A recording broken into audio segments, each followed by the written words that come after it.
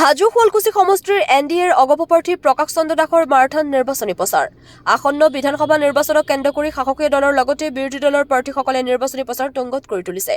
সমান্তৰালভাৱে ৩০ নং হাজো শুৱালকুছি বিধানসভা সমষ্টিৰ চুকে কোণে এনডিএৰ অগপ প্ৰাৰ্থী প্ৰকাশ চন্দ্ৰ দাসে নিৰ্বাচনী প্ৰচাৰ যুদ্ধংদেহীভাৱে চলাইছে। আজি সমষ্টিটোৰ কুলহাটী, পাঁচগাঁও, চেঁচামুখ গাঁও পঞ্চায়তৰ অধীনস্থ অভয়পুৰ, গেৰুৱা, ক্ষুদ্ৰদধি, কুলহাটীকে ধৰি কেইবাটাও অঞ্চলত নিৰ্বাচনী প্ৰচাৰ সভাত অংশগ্ৰহণ কৰে। সমষ্টিটোত মাৰাথন নিৰ্বাচনী প্ৰচাৰ চলাই এনডিএৰ অগপ প্ৰাৰ্থী প্ৰকাশ চন্দ্ৰ দাসে কয়, নিৰ্বাচনত বিৰোধী দল শূন্য হৈ পৰিব সেয়া নিশ্চিত। সমষ্টিটোৰ ভোটাৰ ৰাইজে বিৰোধী দলৰ প্ৰাৰ্থীগৰাকীক ইতিমধ্যে প্ৰত্যাখ্যান কৰিছে বুলিও সদৰি কৰিছে। হাজোৰ পৰা কমলাকান্ত দাসৰ ৰিপৰ্ট, AIN লাইভ।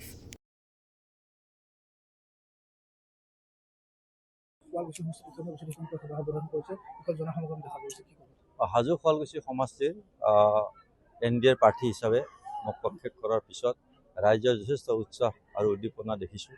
সকলোৱে ওলাই আহি আশীৰ্বাদ দিছে, মৰম দিছে।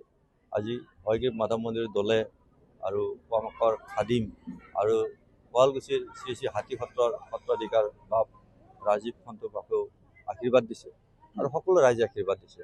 আৰু সেইকাৰণে আজি এনডিএ প্ৰাৰ্থী হিচাপে মোক প্ৰাৰ্থিত্ব প্ৰদান কৰাটো মই অতি সৌভাগ্যৱান বুলি ভাবিছোঁ। কাৰণ ডক্টৰ হিমন্ত বিশ্ব শৰ্মাদেৱৰ আশীৰ্বাদ, অতুল বৰা দেৱৰ আশীৰ্বাদ, দিলীপ শইকীয়া দেৱৰ আশীৰ্বাদ, কেশৱ মহন্ত দেৱৰ আশীৰ্বাদ মোৰ দিয়াৰ বাবে আজি হয়তো এই সমষ্টিৰ প্ৰাৰ্থিত্ব পাবলৈ সক্ষম হৈছোঁ।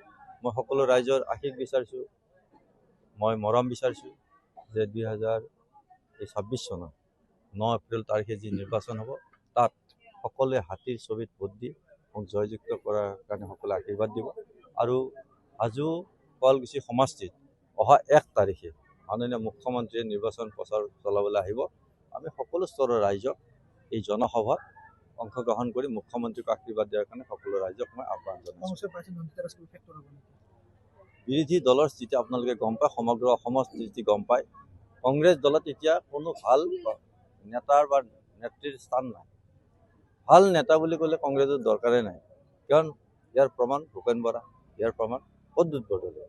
অসমৰ অতি বলিষ্ঠ কংগ্ৰেছৰ নেতা ভূপেন বৰাই পদত্যাগ কৰিছে, মুকলিভাৱে কৈছে যে ইয়াত কোনো আত্মমৰ্যাদাৰ কথা নাই, ইয়াত কোনো মৰ্যাদা নোহোৱা এটা দল, আদৰ্শহীন এটা দল পৰিণত হৈছে। গতিকে এতিয়া কংগ্ৰেছৰ যিসকল প্ৰাৰ্থী দিছে তেখেতসকলে জানে যে তেখেতসকলৰ অৱস্থা কি হ'ব।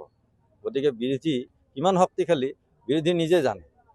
গতিকে বাকীখিনি ৰাইজে আশীৰ্বাদ দিব, ৰাইজৰ আশীৰ্বাদত এনডিএ প্ৰাৰ্থী জয়লাভ।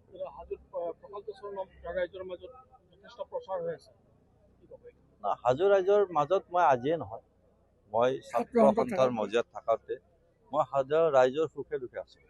হাজোক মই প্ৰাণ ভৰি ভাল পাওঁ।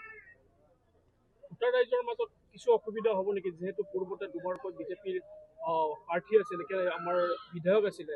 এই মুহূৰ্তত যিহেতু আপোনাৰ অসম গণ পৰিষদ দলৰ প্ৰতি যিহেতু ভোটাৰ ৰাইজ বিজেপিৰ বেছি আছে, এই ক্ষেত্ৰত কিবা ভোটাৰ ৰাইজৰ ক্ষেত্ৰত অসুবিধা আহিব? একো অসুবিধা নহয়, কাৰণ এইটো সমষ্টিত সদায় অসম গণ পৰিষদ দলে কেইবাবাৰো বিধায়ক নিৰ্বাচিত কৰিছে আৰু ৰাইজে কৰিছে। সেইখিনি মানুহ এনডিএৰ যিখিনি ভোটাৰ, সেইখিনি বিজেপি এজিপি এটাই ভোটাৰ। সেইকাৰণে আমি প্ৰত্যেকে কৈছোঁ যে হাতীত ভোট দিয়া মানে মুখ্যমন্ত্ৰীক ভোট দিয়া। হাতীত ভোট দি মুখ্যমন্ত্ৰীক দ্বিতীয়বাৰৰ কাৰণে মুখ্যমন্ত্ৰী আসনত বহাব লাগে। আৰু এইটো এটা স্বাভিমানী সমষ্টি। ধন্যবাদ।